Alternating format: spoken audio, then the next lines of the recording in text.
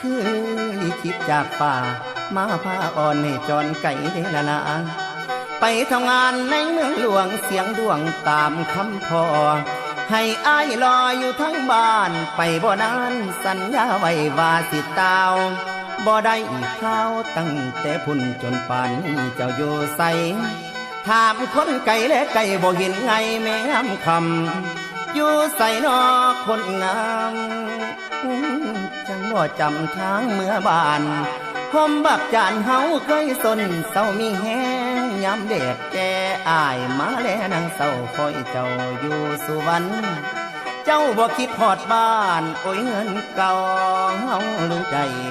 โอ้ยคำเอ้ยลานางเอ้ยลืมมีผัวทั้งไก่เจ้าจังไรบอกขึ้นยอมคำสัญญาส่งเฮาเบาสิมีกันบ่เปะเปลี่ยนเขียนทานไฟทิมไว้ข้างข้างเคียงห่างอยู่ทงนาผู้บ่านอน้องลามาอายพี่ยังรอสาวพุ่งแล้วผ่านย้ำหนาวไปหลายหนผ่านฝนไปหลายครั้งบ่เห็นนางเจ้า